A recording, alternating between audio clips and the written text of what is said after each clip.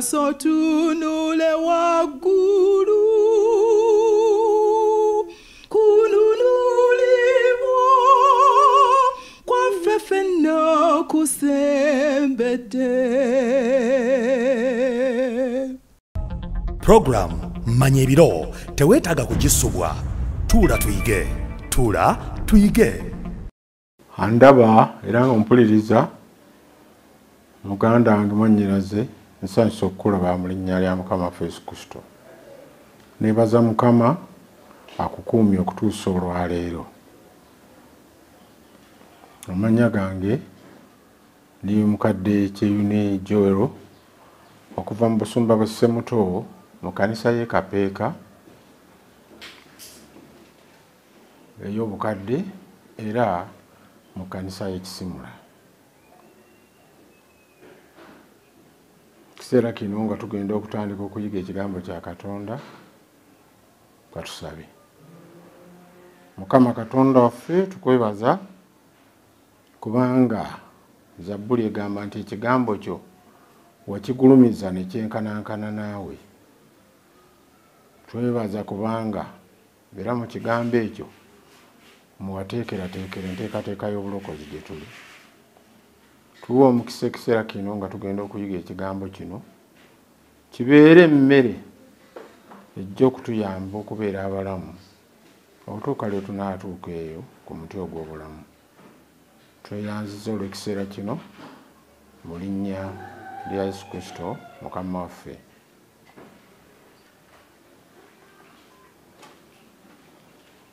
Leero tulina omutwe gw'ekyokuyiga okugamba nti olugendo lwaffe olw'e Kanaani okuva e Misiri ng'ekisiikirize ky'Obukristaayo. Ng'ekisiikirize ky'Obukristaayo. Mu nnyimba za Kristo oluyimba olw'156 lulimu ebigambo bino: Katonda omutukuvu nuŋŋamya nga ntambula, ndi munafu gwe olina amaanyi ge neetaaga, mpaniriza nywereza nze mu mukono gw'amaanyi, mu mukono gw'amaanyi. Gulawo ensulo y'amazzi etukuza abaana bo, gigulire entukuze okumalamu ekibi, gwe mpagi y'omuliro beera engabo yange, beera engabo yange. Bwe ndituuka ku mbalama z'omugga Yoludani, okutya kwange kugwewo ontuuse mu Kanaani, neeyongere nnaku zonna kukutenderezanga, kukutenderezanga. Oluvannyuma lw'emyaka 403 ng'abaana ba Isirayiri baddu mu nsi y'e Misiri, emyaka egyo gifaanana n'emyaka 1430 okuva mu Adeni omuntu lwe yagwa okutuuka Yesu bwe yajjira okutulokola. Ensonga eyatwala abaana ba Isirayiri mu Misiri, bwe tusoma mu kitabo kya Lubereberye Essula 42, bagamba, lwaki tufiira wano enjala? Mukkirire e Misiri mugende mutufunire ebyokulya mpulira nti waliyo emmere. N'olwekyo ekyasuula omuntu mu lusuku Adeni kwali kulya, n'ekyatwaza abaana ba Isirayiri bano ne bafuuka abaddu e Misiri kwali kulya. N'olwekyo Mukama atutaase ebyokulya obutabutufuula baddu. Sitaani abikozesa nnyo okufuula abantu abaddu.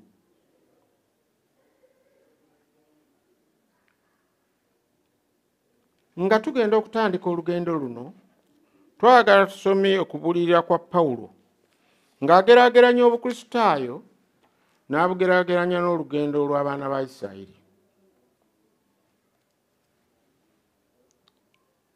Okulabula ku bakatonda abalala.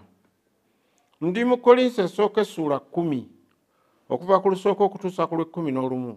Abooluganda musaana mutegere nga bajjajjaffe bonna baakulemberwa ekire, era bonna ne bayita mu nnyanja, bwe batyo bonna ne bakulemberwa Musa, ne babatizibwa mu kire ne mu nnyanja.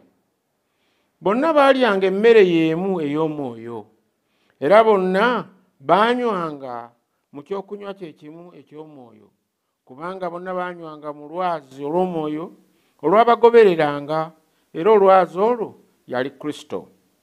Naye era abasinga obungi Katonda teyabasiima, bwe batyo ne bazikirizibwa mu ddungu. Ebintu bino byonna byabatuukako bitulabula obuteegomba bibi nga bwe baakola. Temusinzanga bakatonda balala ng'abamu ku bo bwe baali. Ng'ekyawandiikibwa kigamba nti abantu ne batuula okulya n'okunywa, ne basituka ne bakola effujjo. Tetusaana kubeera benzi ng'abamu ku bo bwe baali. Abantu 2,300 ku bo ne bafa ku lunaku lumu. Era tusaana kukema Kristo ng'abamu bwe baakola, emisota ne gibazikiriza. Ebyo byonna byabatuukako ng'ekyokulabirako gye tuli, era byawandiikibwa olw'okutulabula ffe abaliwo era abatuukiddwako enkomerero. Kale alowooza ng'ayimiridde yeekuume ng'aleme okugwa. Tewali kukema kubatuukako kutali kwa abantu, kyokka Katonda mwesigwa, kubanga talekenga kutuukibwako kukemebwa kwe mutayinza kugumira, naye anaabasobozesanga okubigumira, n'abalaga ekkubo ery'okubiwangula. N'olwekyo mikwano gyange, muddukenga okusinza bakatonda abalala, muli bantu abategeera. Kale mulabe kubanga kye njogera kye kityo. Mukama waffe ayiwe omukisa olw'ekyawandiikibwa ekyo.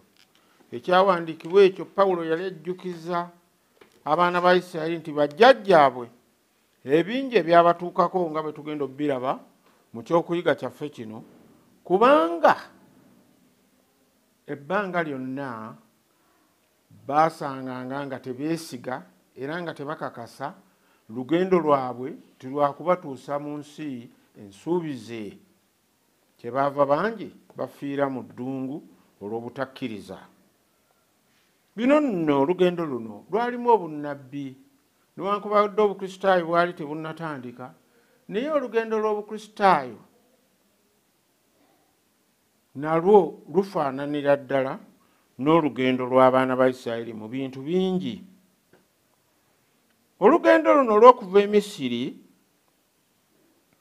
gye tulabye gye baamala emyaka 430 nga bakola ng'abaddu, Katonda yakkiriza ne babeerayo lwa nsonga nti baali baakuyigirayo mu buddu, baali baakusemberera buli bifo byonna ebiyigiriza emirimu bayige, kubanga jjajjaabwe Ibulayimu bwe yaweebwa ensi, ne Yakobo ne taata we Isaaka bwe baabeera mu nsi eyo, Bayibuli egamba baabeeranga mu weema, so nga Katonda yayagala bazimbe amayumba amalungi, baweese bayige okulwana, bayige okulima. Mumanyi abalaalo baali tebalima, baali tebamanyi byakulima, balina biyiga. Era bayiga n'okutuusa kati bakugu nnyo mu bintu bingi nga mulina ebizungirizi amagezi. Omusingi gwago gwava Misiri. Tulaba nga bwe baali mu lugendo olwo bakolanga emirimu egyewuunyisa, yadde egimu gyali mibi ng'egy'okuweesa ennyana ne bagisinza, naye nga waliwo emirimu emirungi mingi gye byakola ng'okuzimbira Mukama yeekaalu. Abantu bano tebaali bakuvaayo nga tebalina bakulembeze. Ensi weetuuse mu biseera bino abantu bangi banyooma nnyo obukulembeze, banyooma nnyo abakulembeze. Naye njagala okubagamba nti ekyo kye kimu ku bibi ebisingira ddala obubi. Tetugwanye kunyooma bukulembeze, wabula bwe buba nga teweeyisa bulungi tugwana okubusabira. Mukama yamanyi bwayigiriza era bwatendeka abakulembeze. Ne luno baalina abakulembeze, omu nga bamuyita Musa, owokubiri nga ye Alooni, n'owokusatu Miriyamu. Bano nno mu bunnabbi balina kye bategeeza. Musa ategeeza Bayibuli. Nga twagala okukola omulimu Katonda tetuyinza gukola nga tetulina kigambo kya Katonda. Kyetuva tulaba nga Katonda yakozesa Musa n'awandiika okuva ku kitabo kya lubereberye okutuuka ku kitabo ky'amateeka, nga byonna ebitabo ebyo bye yawandiika abiwandiika nga era byogera ku biseera, naddala ekyalubereberye ekyogera ku biseera nga Musa teyaliiwo gy'emyaka 25 bukya ensi etondebwa. Ekyokubiri mwalimu Alooni. Musa yali musajja munaanaagize, n'olwekyo Bayibuli enaanaagira yeba yeetaaga anaagivuunula, anaagitaputa. Ensonga lwaki abasumba batendekebwa, ababuulizi ne batendekebwa, basobole okubuulira ekigambo kino, okugyogerera, kubanga ye enaanaagira nga mukama waayo Musa yagiwandiika. So nga ate tulabamu n'omukyalo ono ayitibwa Miriyamu. Miriyamu kifaananyi kya kkanisa. Omulimu gwonna nga gunaakolebwa mu kitundu, ab'ekkanisa bateekwa okwegatta n'abasumba n'ababuulizi, ate nga bakozesa ekigambo kya Katonda, ne basobola okuggya abantu mu bukaafiiri, ekisiikirize kya Misiri.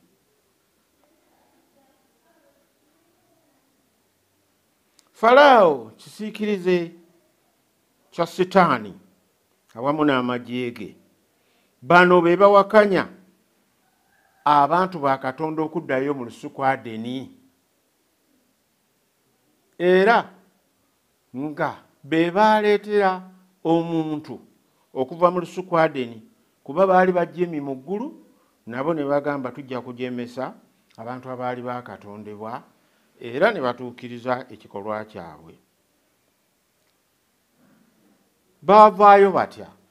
Oluvannyuma lw'okulwanagana ne Falaawo mu bigambo, mu ntalo ez'ebigambo ne mu bikolwa, Falaawo oluvannyuma yajeemulukuka, naye obuyinza n'amaanyi baagajja mu baana b'endiga abavubuka be baasala ne basiiga omusaayi ku bubuno bw'enju zaabwe.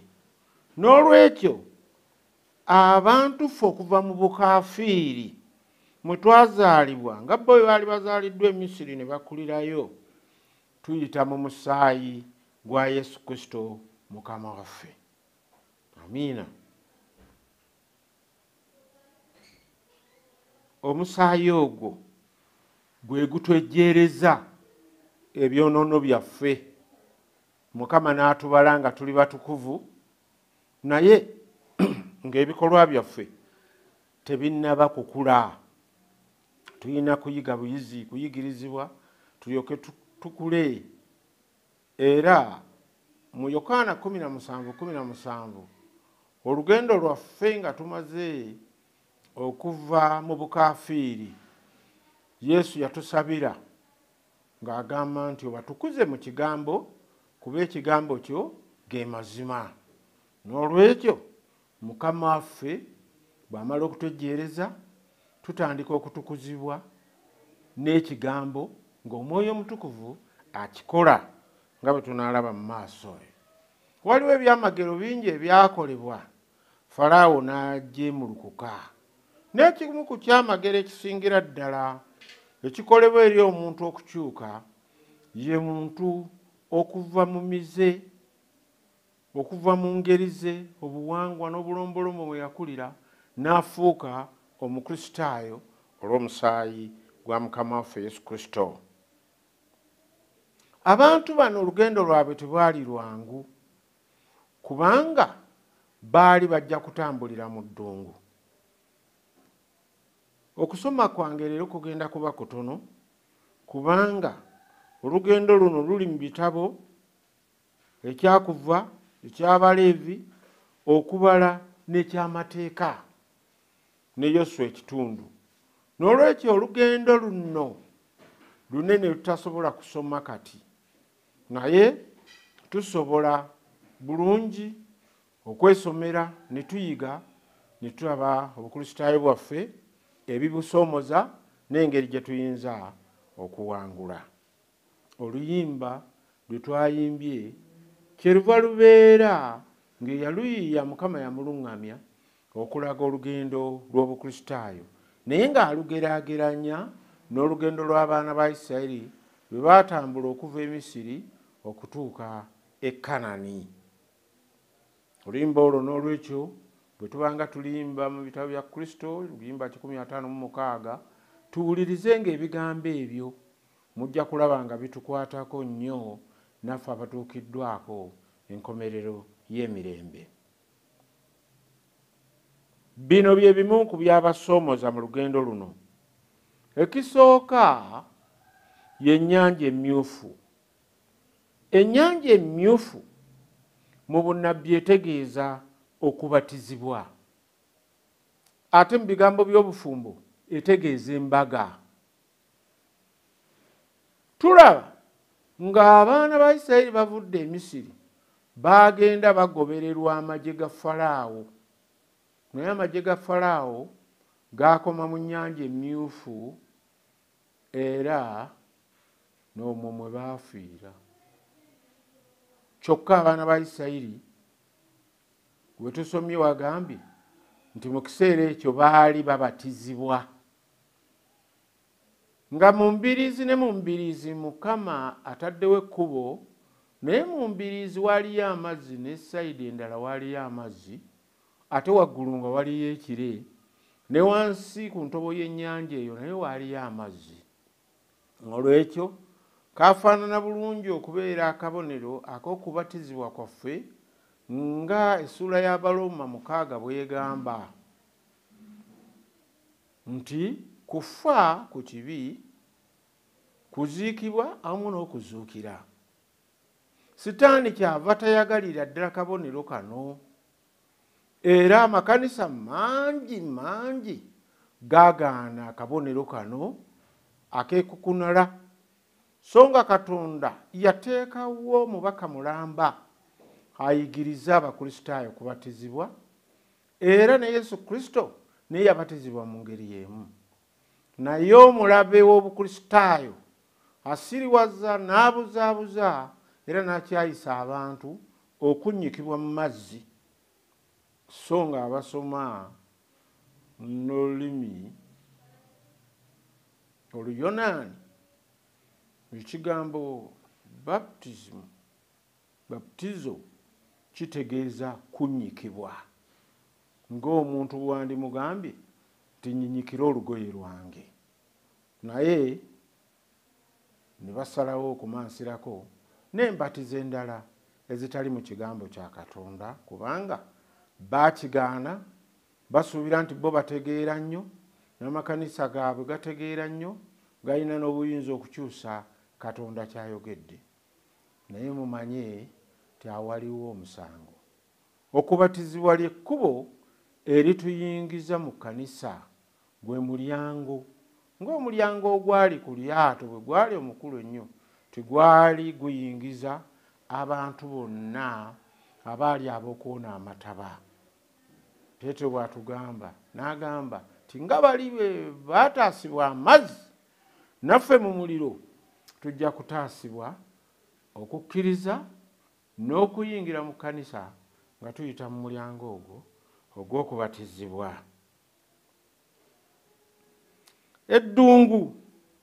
Eddungu litegeeza nti kyekifo omutali mazzi, omutali na mmere, so n'emiti giba mizibu okusanga kuba temuli mazzi. Ensi eno gye tutambuliramu kye kisiikirize ky'eddungu. Mu ddungu temuli mmere, temuli Yesu Kristo, era mu nsi eno mwe tutambulira ng'eddungu temuli mazzi, temuli kigambo kya Katonda. Newankubadde nga Uganda nsi ejjudde amazzi n'emmere gye twerimira, naye kasita tetubaamu na Kristo mu bulamu bwaffe, tuba ng'eddungu eritalimu mmere. Era bwe tutaba na kigambo kya Katonda mu bulamu bwaffe, tuba ng'eddungu omutali mazzi. N'olwekyo ekyo kye kitegeeza mu bunnabbi. Olusozi Sinaayi nalwo lwali bwe luti olw'okutuukako. Nga balutuuseeko nalwo lwali luzibu kubanga wano bafunirawo n'ekikemo nga Musa abuze, naye nga babaweerawo amateeka. Yesu bwe yali ayogera eri abayigirizwa be ng'abasibula era ng'abawa omulimu omunene gwe baali ab'okukola, yabagamba timugende mu nsi zonna mubuulire enjiri. Matayo 28 okuva ku 18 okutuusa ku 20, nga mubatiza abantu abo, naye bwe mumala obbabatiza abakkiriza mubayigirize byonna bye nabagamba. Kyali ayogerako ge mateeka. Kigambo kya Katonda kyonna kifunzibwa n'ekigambo mateeka. Abantu bano baali bafunye omukisa. Era omuwandiisi wa lesoni eyayita ayogera bulungi. Tino ly'eggwanga eryali lifunye omukisa okufuna amateeka ga mirundi ng'ena. Agasooka ge mateeka ag'empisa za Katonda agasangibwa mu kitabo kya Matayo 6, Yesu ng'ayigiriza abantu nti by'oyagala tubikole mu nsi nga by'obikola mu ggulu. Amateeka ge 10 gwe musingi gwa Katonda constitution. Era Yakobo bw'aba ayogera mu 2:9 agamba nti omuntu bw'amenyako erimu agenda kuvunaanibwa omusango gwa gonna.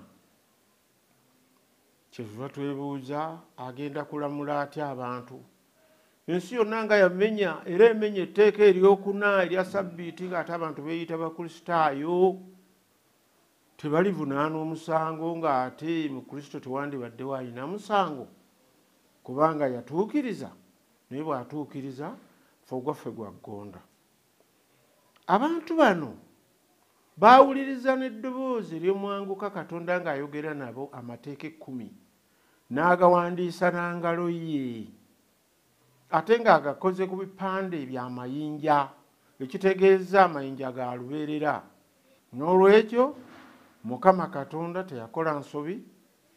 Naye abantu bano lwaki teyabaweera mateeka Misiri n'abawa etteeka limu eryali libajja mu busibe ly'ery'okukkiriza omusaayi gwa Yesu Kristo?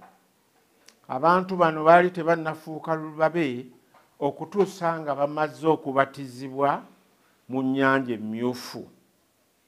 Bwe bubeera bufumbo kiba kitegeeza ti omusajja yenna abatategeera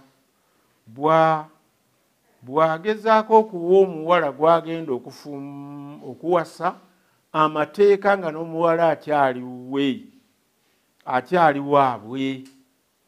So nga yandimulinze ne bamala okugattibwa n'alyoka amuwa amateeka ng'ate amateeka gano gakwagala. N'ekyo Katonda kye yakola, baali tebannaba kusomoka nnyanja mmyufu, baali tebannabeerera ddala babe, kubanga Sitaani yali akyabagoberera. Newankubadde Sitaani yasigala ng'akyatawaanya abantu bangi mu kkanisa eno, n'abamu ne bafa n'okufiira mu ddungu, n'abamu ne batuukako ebibonerezo bingi olw'obutagonda, naye Yesu yali tasobola kwegaana bantu be, baali babe ddala nga talina mulala gw'ayinza kubalekera.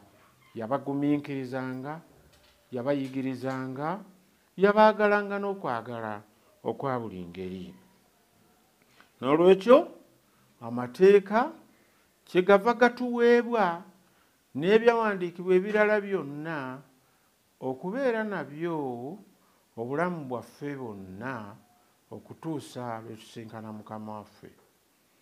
Mu mateeka ge yabawa mwalimu amateeka 10, ye ge yawandiika n'engalo ye era n'agogera n'akamwa ke. Kyokka mwalimu n'amateeka amalala agayitibwa aga Tawuleeti. Gano nno amateeka mwalimu ag'okusinza. Onoosinzanga ng'osinza, onooleetanga endiga eteriiko bulema nga nvubuka, gaalimu ag'okusinza. Munaabanga muli ku mbaga y'emigaati egizimbulukusa, ensolo zino munaazisalanga, munaaliirangako enva ezikaawa. Ago gonna amateeka ng'abayizi ba Bayibuli bwe mujja okukiyiga gaali mateeka ngakwata ku kusinza, era agasinga gaakoma e Gologoosa. Amateeka amalala ge gaali ag'obulamu, amalala gaali gakwambala. Buli mateeka agaaweebwa, agamu tukyagenda nago mu maaso, naye amalala gaakoma e Gologoosa. N'olwekyo bw'ogamba nti amateeka gaavaawo, oba olina akutumye n'oyo nga ye mubaka Sitaani gw'atuma asobole okukuumira mu butali bwesigwa, mu butali bugonvu, mu butali buwulize, n'oluvannyuma osalirwe omusango ogutandisaliddwa muntu yenna yakkiriza Kristo. Kubanga Baroma 8 olunyiri olusooka luga nti tebaliiko musango bonna abali mu Yesu Kristo.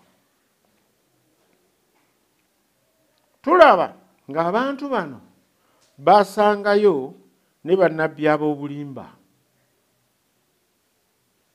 nga Balamu, abaagezaako nnyo okubeera baagenti ba Sitaani olw'ensimbi ze baafuna n'ebirala ebyali bibasuubizibwa kabaka Balaki. Bino bonna byajja okulemesa abaana ba Isirayiri okutuuka e Kanani, era bangi tebaasiimibwa kubanga muno mwalimu okusinza ennyana, ate era ne mubaamu n'okusamira, mwalimu amasanyu n'amazina. Kabaka Balaki ge yateekerateekera okusikiriza abaana ba Isirayiri.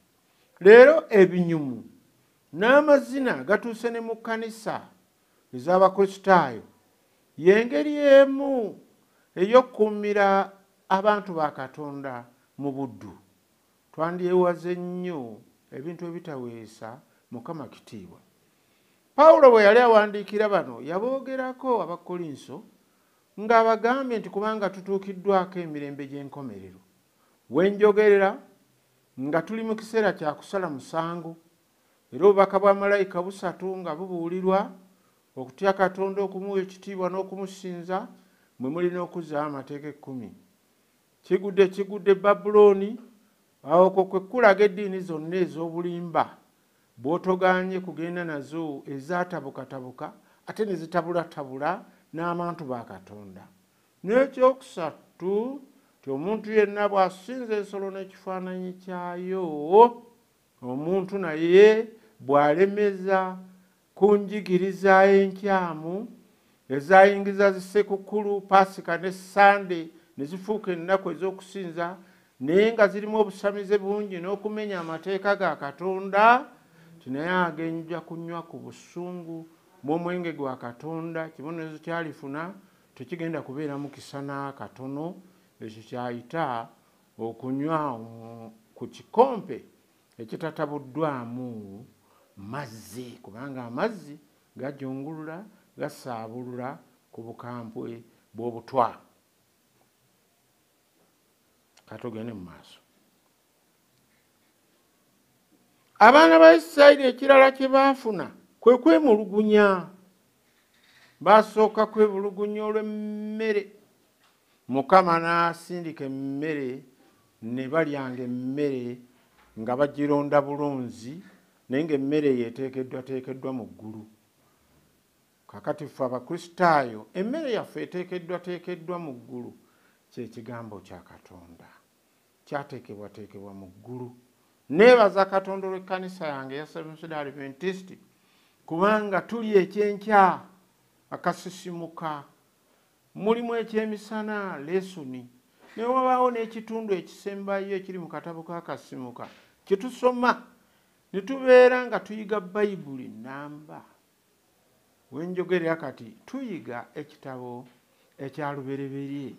Ekitabo kya lubereberye kino kitabo kikulu kubanga kitulaga Katonda waffe n'emirimu gye yakola, ng'asaana kwebaza, asaana kusinza, asaana kutendereza.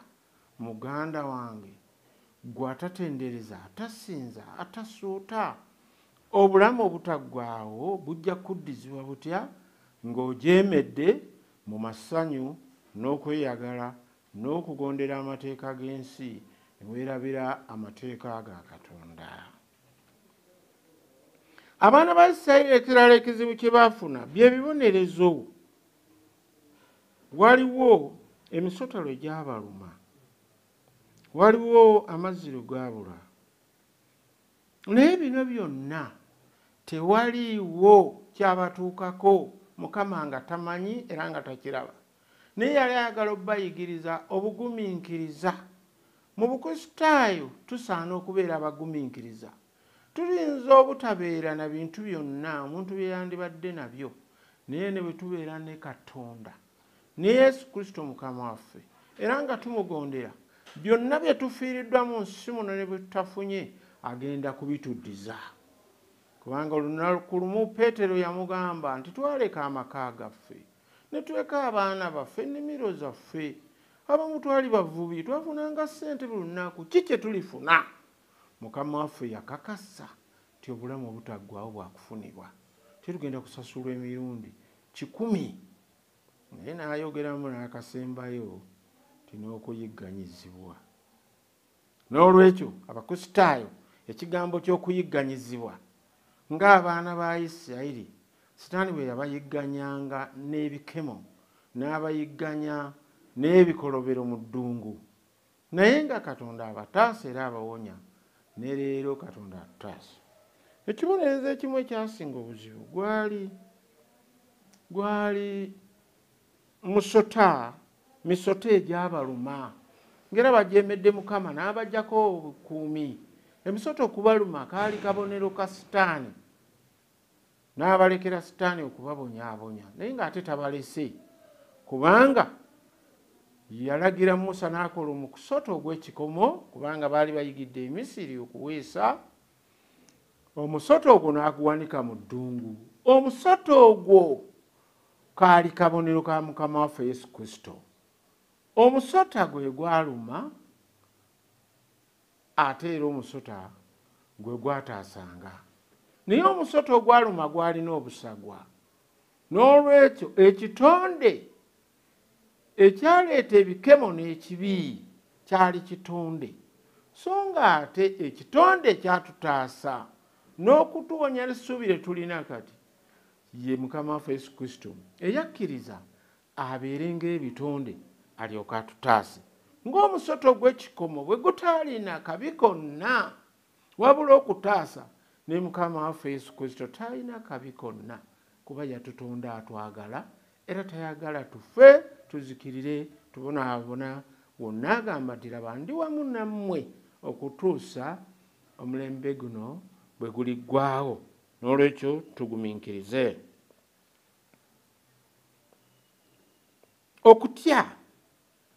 Okutya nno kuno kwaleetera abaana ba Isirayiri okumala emyaka 40 abaali batuuse ku nsalo. Naye Yoswa ne Kalebu be bokka abaava e Misiri era ne basobola okutuusa abaana ba Isirayiri. Naye abantu bonna abaavaayo e Misiri tebaatuuka olw'okutya. Leero mu kkanisa mulimu abantu bangi abaava mu bukaafiiri naye okutya kujja kubalemesa okutuuka mu ggulu.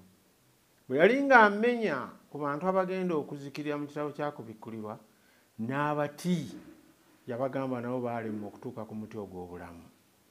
Tutya nnyo emirimu gyaffe, tutya nnyo okukyayibwa, tutya nnyo famire zaffe, tutya nnyo abaami baffe n'abakyala. Naye Yesu ayogera ebigambo bino nti omuntu yenna bw'ayagala kitaawe okunsinza nze taŋŋwanira. Omuntu bw'ayagala abooluganda lwe, bw'ayagala ekika kye ne kiba n'agondera amateeka gonna n'amakyamu n'aleka amateeka ga Katonda, aba tasaanira kubeera mu kisibo kya Mukama waffe.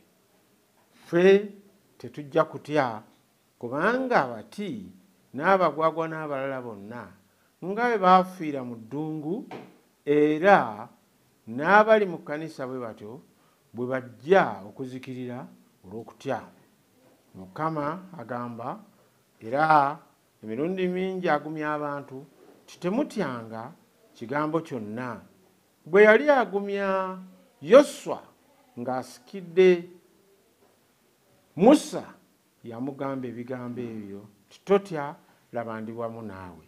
Mu ngeri y'emu bwe yali ng'ayogerera Abakristaayo mu kuyita mu bayigirizwa, era yabagamba temutya, laba nze ndi wamu nammwe okutuusa ennaku zonna.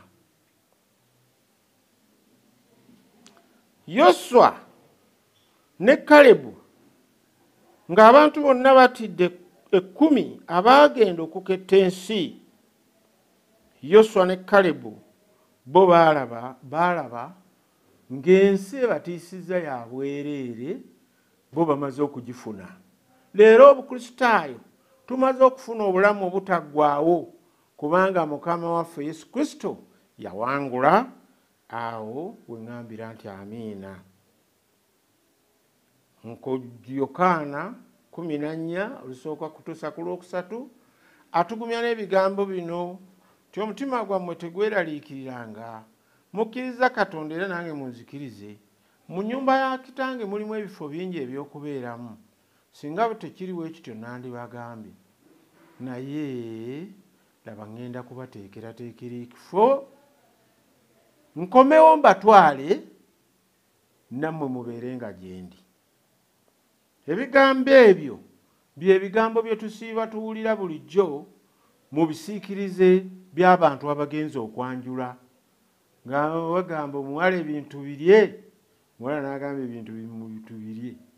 Ate bw'avaawo ne bamubuuza omugole, musajja okomawo ddi? N'abayigirizwa baakibuuza Mukama waffe, kyava ababuulira nti agenze kuteekateeka. Ng'omugole omusajja bw'agenda n'ateekateeka, omugole omukyala bw'anaatuukira. Ne Yesu Kristo gwe mulimu gwakola. Era bulijjo mukiraba ng'omugole bw'amala okuwangula atuula wamu n'omugole omusajja eyamuwasa ku ntebe emu ey'obuwanguzi ng'atikkidde n'engule. Ebyo Mukama waffe byatutegekedde, gwe nange tugwana okubeerayo kubanga mwesigwa, talimba, buli kyayogera gabeera mazima. Okutya kutuveemu, Mukama waffe wakomawo. Okubuusabuusa tukuleke, kwaleetera abaana ba Isirayiri okufiira mu ddungu, naffe kusobola otuleeta okuzikirira mu nsi. Yoswa ne Yakobo ne Kalebu munsonyiwe, lwaki baasobola okuva e Misiri n'okutuuka e Kanaani? bano baali bakiikiridde Yesu Kristo Mukama waffe n'Omwoyo Omutukuvu abaava mu Edeni era abajja okutuzaayo mu Edeni. Kalebu ng'akiikiridde Omwoyo Omutukuvu so nga erinnya Yoswa ate litegeeza Yesu. Kyova olaba Musa we yalemerwa ne Adamu we yalemerwa. Adamu yalemwa okuyita okugezebwa okwanditukakasiddwako obulamu obutaggwaawo. Yesu kyeyava akwata Adamu walemeddwe. Mu kitabo ky'Abaluuma sura 5 tusanga ebigambo ebyo nti byonna ebyalema Adamu Yesu Kristo yabiwangula. Ne Kolinso ekisooka essula 15 musome essula ezo mujja kulaba nti obuwanguzi bwaffe buli mu Yesu Kristo. Gw'atannakkiriza Yesu Kristo naawe yatwalibwa amaddiini amalala agatakkiriza mulokozi oyo owooluganda ojja kufiirwa obulamu obutaggwaawo, kubanga famire yokka egenda okutuusa abaana ba Katonda mu bulamu obutaggwaawo ye famire eya Yesu Kristo ayitibwa Adamu owookubiri. Kyenva nkusaba muganda wange okkirize okugoberera Mukama waffe Yesu Kristo. Gwe already ali mu lugendo, ali mu kisibo kye, beera mugumu, Mukama waffe ajja kutuwanguza. Newankubadde mu nsi muno tubonaabona n'abaana ba Isirayiri mu ddungu baabonaabona, naye yasobola okubawanguza yali Mukama waffe Yesu Kristo eyabeeranga emmere gye bali, n'abeera amazzi gye bali, n'abeera eddagala gye bali. Kigambibwa nti engoye zaabwe tezaakaddiwa n'obutukuvu bwa Yesu Kristo bwe yatuwa, ekyambalo kye twafiirwa mu Adeni tekijja kukaddiwa eri Abakristaayo. Kyekyo tuyamba tutuuke nakyo mu Kanani ey'omu ggulu, tukkirize Yesu kubanga yalina ekyambalo ekyo. N'engatto tezaagwa lubege. Njagala okubagamba abooluganda ti eddembe ngatto zitegeeza ddembe mu bunnabbi. N'olwekyo eddembe Yesu Kristo lye yatuwa eritusobozesa okukola nga Katonda bw'ayagala nalyo terigwana kugwa lubege. Gwaweddemu amaanyi gwakooye, leka kubeera ng'engatto ezigudde olubege. Leka tutambule nga twesimbye bulungi nga tutegedde nga tezikoze bitege yadde embaliga, engatto ez'obutuukirivu, tusobole okutuuka mu bulamu obutaggwaawo. Katukozesenga ekigambo kya Katonda ng'amazzi n'obulamu bwa Mukama waffe Yesu Kristo ng'emmere, kubanga ebyo bituwa.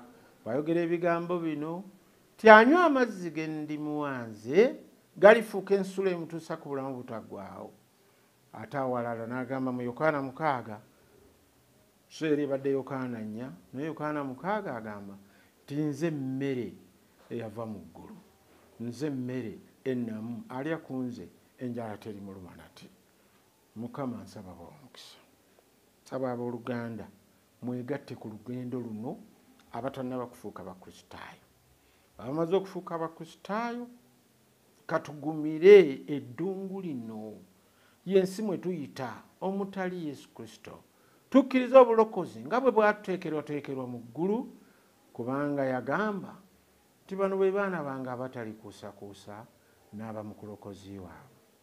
Yanziza okumpuliza ate ne neebaza 3ABN TV eno olw'enteekateeka ennungi ey'okubunyisa ekigambo kya Katonda mu nsi. Katusabe. Weebale Mukama olw'oyo abadde alaba era awuliriza, kubanga ebigambo bye twogedde bikulu.